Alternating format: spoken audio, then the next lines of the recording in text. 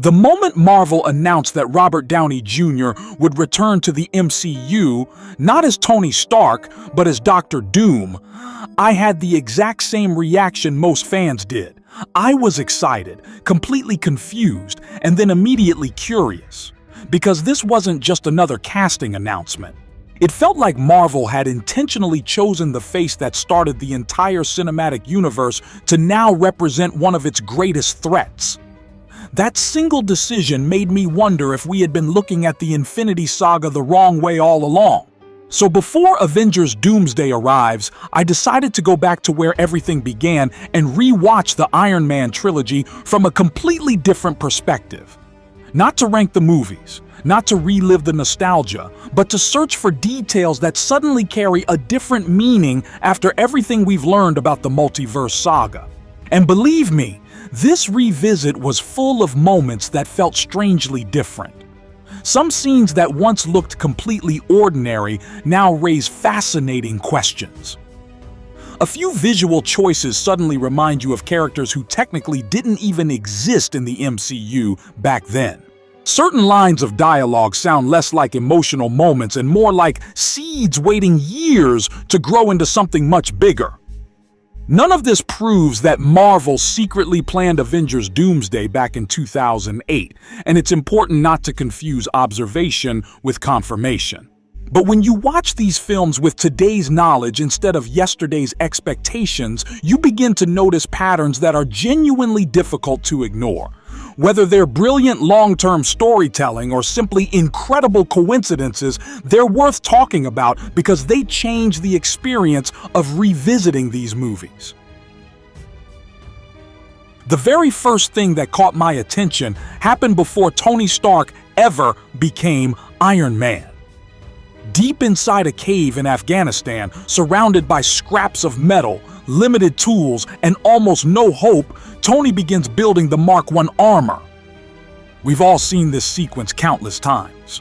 It's one of the greatest origin stories ever put on screen because it transforms a billionaire weapons manufacturer into a man fighting to survive with nothing but intelligence and determination.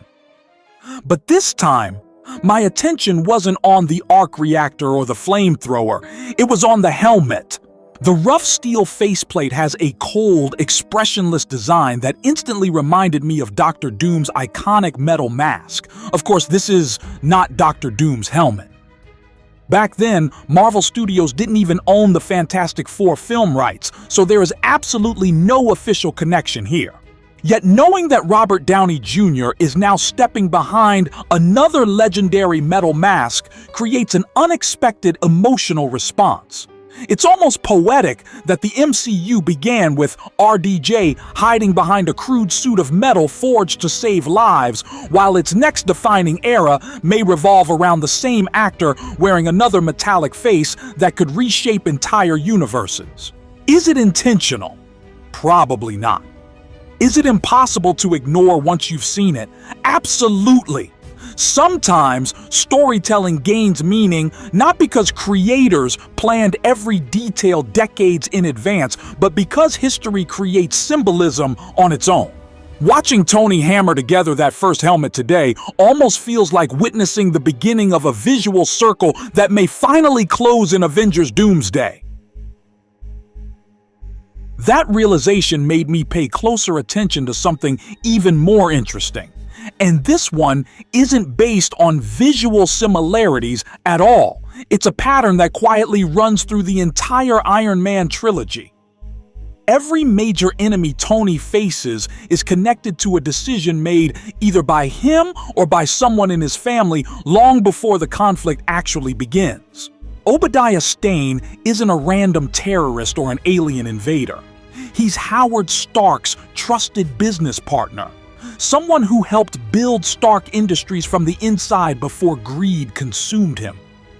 The betrayal isn't just against Tony, it's against the legacy his father left behind. Then comes Iron Man 2, where Ivan Vanko doesn't hate Tony because of anything Tony personally did. His anger started decades earlier through the broken partnership between Howard Stark and Anton Vanko. Once again, Tony inherits a war that technically began before he was even responsible for the company. And then, Iron Man 3 takes a completely different approach while still following the same pattern. Aldrich Killian isn't driven by family history. He's driven by a personal humiliation. One careless decision Tony made on New Year's Eve years earlier destroys someone's future, and that forgotten moment eventually creates another dangerous enemy. 3 movies, 3 villains, 3 completely different personalities. Yet every single conflict grows from the consequences of the past. That's a surprisingly consistent theme once you notice it. And it says something important about Tony Stark himself. No matter how advanced his technology becomes, he can never fully escape history. Every victory creates another responsibility, and every mistake has the potential to return years later in a form he never expected. Once that pattern became obvious, another much larger realization started forming. We often say that Captain America represents the heart of the Avengers, and that Thor connects the MCU to its cosmic mythology. Both are true. But when you step back and look at the Infinity Saga as one giant story instead of individual films, it becomes surprisingly difficult to deny that Tony Stark sits at its center. His decision to reveal "I am Iron Man" changes the entire world. Nick Fury's Avengers initiative grows around him. His obsession with protecting Earth eventually creates Ultron. The Sokovia disaster leads directly toward the political conflict of Civil War. His mentorship shapes Peter Parker into Spider-Man. His fear of another alien invasion influences nearly every major decision he makes after New York. Even Thanos doesn't treat Tony like a stranger. During their confrontation on Titan, Thanos looks directly at him and says, "I hope they remember you." More importantly, he says, "I know you." Fans have debated that line for years because it suggests Tony somehow occupied a special place in Thanos' understanding of Earth's defenders. Whether that knowledge came through the Mind Stone, previous observations, or something else has never been fully explained. But the fact remains that even the Infinity Saga's greatest villain acknowledges Tony differently than almost anyone else. That's why the multiverse saga raises such an intriguing possibility. If Tony was unknowingly positioned at the center of the Infinity Saga, could Robert Downey Jr.'s Doctor Doom become the emotional center of the next saga? Not because Tony secretly becomes Doom in the main timeline, that has never been confirmed, but because Marvel deliberately understands the emotional weight audiences attach to this face. The actor himself carries history into every scene before he even speaks a single line. That question becomes even more fascinating when you revisit Avengers: Age of Ultron. Most people remember Tony's terrifying vision as a straightforward warning about Infinity War. Dead Avengers, a broken Captain America, Chitauri armies overwhelming Earth, failure on an unimaginable scale. At first glance, that's exactly what it appears to be. Tony sees the future, becomes obsessed with preventing it, creates Ultron, accidentally makes everything worse, and ultimately sacrifices himself years later to stop Thanos. It feels like a complete narrative, but does it actually explain every detail of what Wanda showed him? Looking back after the introduction of incursions, collapsing realities, and entire universes colliding with one another, that vision suddenly feels much broader than a single battle against Thanos. The emotional core wasn't simply losing to one villain. It was Tony's overwhelming fear that no matter how much he built, no matter how many suits he created, one day he wouldn't be enough to save everyone. That's exactly the fear that defines his entire character after the Battle of New York.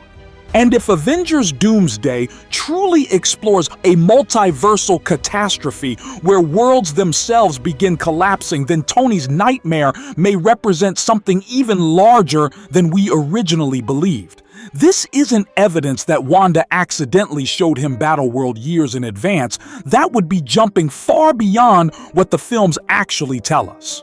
But it does remind us that great stories often allow old scenes to evolve as the universe around them grows. Sometimes the future doesn't replace the meaning of a scene, it expands it. That idea of old scenes gaining new meaning instead of changing their original purpose brought me to one of the most emotional moments in Avengers Endgame.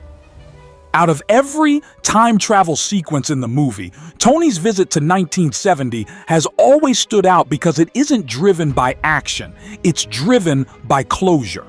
For the first time in his life, Tony gets the opportunity to meet Howard Stark not as a son carrying years of unanswered questions, but as a stranger having an honest conversation with another man who is about to become a father. On the surface, the scene exists to complete Tony's emotional journey, and it succeeds beautifully. But when you watch it after spending years immersed in the multiverse saga, another layer quietly emerges. Howard is working around the Tesseract, an object that the audience now understands far better than anyone inside that laboratory possibly could. Back then, it looked like an unlimited energy source. Today, we know it housed the Space Stone, one of the 6 Infinity Stones that shaped reality itself. That simple difference in perspective changes the atmosphere of the entire sequence. Suddenly, you're watching one of the greatest scientific minds in MCU history standing only a few feet away from an artifact capable of manipulating space on a universal scale, while speaking to the son who will eventually sacrifice himself to erase half the universe's greatest threat. It's impossible not to appreciate the irony. Neither Howard nor Tony fully understands the role the Tesseract will play across decades of history, yet the audience does, and that's exactly why revisiting older MCU films has become such a rewarding experience. The characters remain unaware of the future, but we aren't. Every conversation gains dramatic irony because we're carrying knowledge they never had. Could one of Howard's experiments around the Tesseract eventually connect to future multiversal discoveries? Marvel hasn't suggested that. There is no canon evidence pointing in that direction. But Marvel has repeatedly shown a willingness to return to old concepts and reveal that they were more significant than they originally appeared. The Ten Rings, the Darkhold, even Loki's scepter all evolved into much larger pieces of the MCU puzzle over time. So while the Tesseract's history is already well established, it's never unreasonable to ask whether the ripple effects of humanity studying Infinity Stone energy might continue to echo across future stories. That same feeling hit me again during Iron Man 2. Although this time, it wasn't because of a glowing cosmic artifact. It was because of a single line that lasts only a few seconds. Howard Stark leaves Tony a recorded message, telling him something every son wishes he could hear from a father who struggled to express his emotions. "Tony, you are my greatest creation." When I first watched that scene years ago, I interpreted it exactly the way Marvel intended. Howard wasn't calling his son an invention. He was admitting, in his own awkward way, that Tony represented the greatest achievement of his life. It's a beautiful metaphor, and emotionally, it still works exactly the same today. But after Robert Downey Jr.'s Dr. Doom announcement, that word, creation, started lingering in my mind longer than it used to. Why that specific word? Why not simply say, "You're the greatest thing that ever happened to me"? Why frame Tony as something that was created? Again, I'm not suggesting this was secretly hinting toward Dr. Doom. That would be reading far beyond the evidence. What fascinates me is how one carefully chosen word can suddenly inspire entirely new conversations years after it was written. That's one of the hidden strengths of the MCU. Dialogue that once felt complete can gain additional emotional weight because the universe surrounding it continues expanding. If Marvel eventually introduces an alternate version of Tony Stark through the multiverse, or if Doctor Doom's story somehow reflects what Tony could have become under completely different circumstances, then lines like this will inevitably be revisited by fans searching for deeper meaning. Not because they prove anything, but because stories naturally invite reinterpretation as new chapters are added. The films themselves haven't changed. We have. Our perspective has changed. And sometimes that's enough to make familiar dialogue feel surprisingly fresh. Speaking of perspective, there is another pattern that became almost impossible to ignore once I stepped back and looked beyond individual movies. Think about how many of Tony Stark's greatest enemies are reflections of parts of himself that he either failed to confront or unknowingly created. Obadiah Stane represents unchecked corporate greed inside Stark Industries. Ivan Vanko reflects the consequences of legacy and forgotten history. Aldrich Killian embodies arrogance and the damage caused by dismissing people who feel invisible. Ultron is literally Tony's own desire to create global protection pushed to its most terrifying extreme. Even the conflict in Captain America. Civil War grows from Tony's desperate attempt to fix mistakes before they spiral further out of control. These villains don't simply challenge Iron Man physically. They expose flaws in Tony's personality, his pride, his guilt, his obsession with solving tomorrow's problems before they've even arrived. That's why his journey remains one of the strongest character arcs in superhero cinema. Every movie forces him to confront another consequence of his own choices. Very few heroes in the MCU experience that level of continuous personal accountability, and that's exactly why the Doctor Doom casting has generated so much discussion. Not because fans necessarily believe Doom is a Tony Stark variant, but because Robert Downey Jr.'s face already carries 2 decades of emotional storytelling. Marvel doesn't have to explain why audiences immediately pay attention when he appears. We've spent years watching him represent sacrifice, hope, guilt, brilliance, and redemption. Imagine placing all of that emotional history behind the mask of one of Marvel's greatest villains. Even if Victor Von Doom has absolutely no biological or narrative connection to Tony Stark, the audience itself brings that connection into the theater. That's a storytelling advantage almost no franchise has ever had before.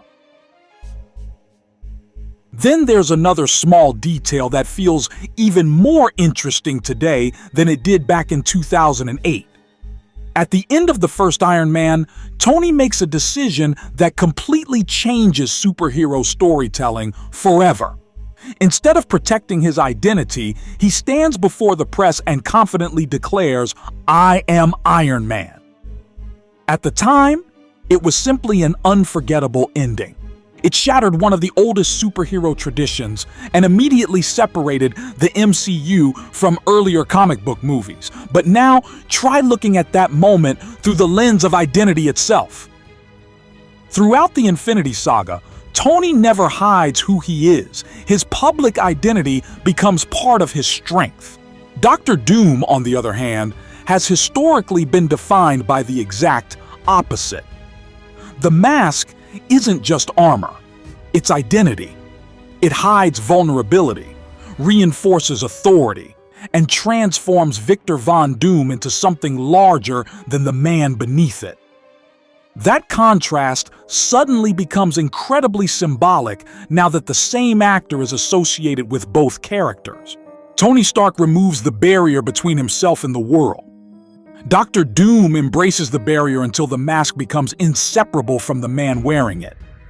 One hero believes people should see his face. One villain often believes the face beneath the mask no longer matters. Whether Marvel intentionally explores that symbolism or not, it's difficult not to notice the poetic contrast. The MCU may have begun with a man proudly revealing his identity to the world, and it may soon revolve around another man whose identity is forever hidden behind cold metal. That kind of visual and thematic symmetry isn't proof of a master plan stretching back 18 years, but it does demonstrate why revisiting these films right now feels so rewarding. Sometimes history creates connections that nobody could have predicted, and those unexpected parallels become just as fascinating as intentional foreshadowing. There is one more moment that always finds its way back into these conversations, and every time I revisit it, I understand why fans refuse to let it go. During Avengers Infinity War, when Tony finally stands face to face with Thanos on Titan, the Mad Titan pauses for a brief second and says something that still feels strangely loaded. Stark. Then, after Tony asks if he knows him, Thanos replies, "You're not the only one cursed with knowledge." It's such a short exchange that it's easy to move past because the fight begins almost immediately. But think about it from today's perspective. Out of every Avenger standing against him throughout the Infinity Saga, Thanos recognizes Tony on a deeply personal level. Steve Rogers is the legendary super soldier. Thor is literally the god of thunder. Doctor Strange guards the Time Stone, yet the conversation that carries the most psychological weight belongs to Tony Stark. Marvel never fully explains how much Thanos actually knew about him, and perhaps that mystery is intentional. Maybe he simply respected the man who nearly stopped the Chitauri invasion in New York. Maybe the Mind Stone gave him insight into Earth's greatest defenders. Or maybe he recognized another brilliant mind willing to sacrifice everything for what he believed was the greater good. Whatever the explanation, the dialogue works because it leaves room for interpretation instead of spelling everything out. And that's exactly what makes revisiting these films so enjoyable today. We aren't changing the story. We're discovering new ways to think about it. Every unanswered question becomes an invitation rather than a flaw. That brings us to the biggest question surrounding the Iron Man Trilogy, and the one that has fueled endless discussions ever since Marvel revealed Robert Downey Jr.'s return. Could Dr. Doom somehow be connected to Tony Stark? Right now, the only honest answer is no. We simply don't know. Marvel Studios has confirmed Robert Downey Jr. is playing Dr. Doom, but they have not confirmed that Victor Von Doom is a Tony Stark variant, a corrupted version of Tony, or someone secretly connected to the Stark bloodline. In Marvel Comics, Victor Von Doom has always been his own character with his own history, motivations, and legacy. He's one of the greatest villains ever created precisely because he doesn't need to borrow someone else's identity to become compelling. At the same time, the MCU has already established that the multiverse allows different universes to contain familiar faces in completely different roles. We've seen variants who share appearances, personalities, and even actors portraying entirely different versions of reality. So naturally, fans are asking questions. Is Marvel using Robert Downey Jr. simply because he's an incredible actor capable of carrying another iconic role? Is there a deeper narrative reason behind that casting? Could the emotional memory of Tony Stark become part of what makes Doom so unsettling for audiences, even if the characters themselves are completely unrelated? These are fascinating possibilities, but they're still possibilities, not facts. That's an important distinction, because the excitement of theorizing should never replace what the films have actually confirmed. The fun comes from exploring the evidence while accepting that Marvel may ultimately surprise us with an answer nobody predicted. Once I set the theories aside and simply focused on the films themselves, something became incredibly clear. The Iron Man Trilogy has aged far better than many people give it credit for. Iron Man still feels like the blueprint for the modern superhero origin story. It never wastes time trying to become bigger than its protagonist. Instead, it trusts Robert Downey Jr.'s charisma, Jon Favreau's grounded direction, and a character arc built around genuine personal growth. Tony doesn't become a hero because he gains power. He becomes a hero because he finally understands the consequences of how he used his power before. That distinction is why the movie still feels so fresh nearly 2 decades later. Iron Man 2 often receives more criticism than the other entries, but revisiting it today reveals just how much heavy lifting it quietly performs for the future of the MC. It introduces Natasha Romanoff, expands Shield's role, deepens Howard Stark's importance, plants early seeds for the Avengers Initiative, and continues exploring Tony's complicated relationship with Legacy. Yes, it occasionally feels like it's juggling too many responsibilities, but that's because it was helping build a cinematic universe that nobody had ever attempted on this scale before.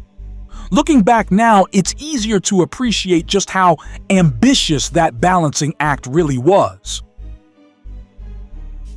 Then there's Iron Man 3, a movie that has become more appreciated with every passing year. When it was first released, many fans expected another film focused on bigger armor, larger explosions, and constant action. Instead, Shane Black delivered something much more personal. Strip away every suit Tony owns, remove the technology that defines his public image, and ask one simple question: who is Tony Stark when he can't rely on Iron Man? That idea feels even more powerful after Endgame.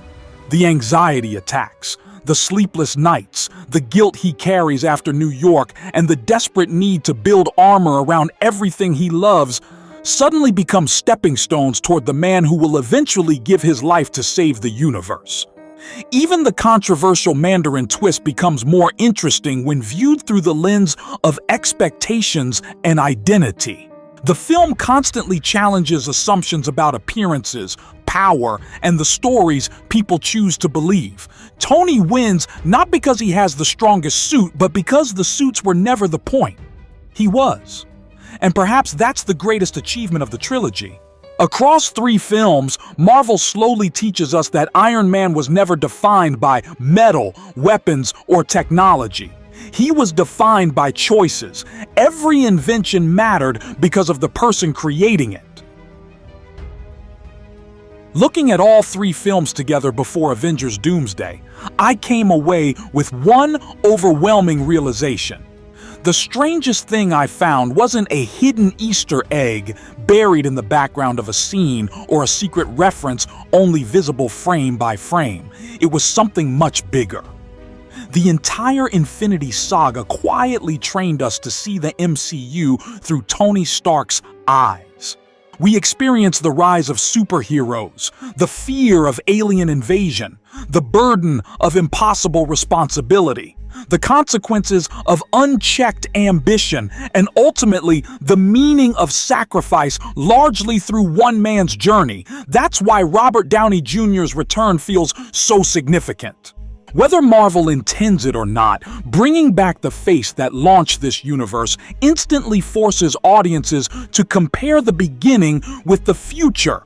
It creates a narrative circle that almost writes itself. If Tony Stark represented the birth of the MCU's greatest hero, what does it mean if that same face now introduces one of its greatest villains? Is Marvel closing a circle? Creating a mirror? Or deliberately challenging everything we think we know about identity, legacy, and destiny? We won't know until Avengers Doomsday finally arrives. Until then, every answer remains speculation, and that's perfectly okay.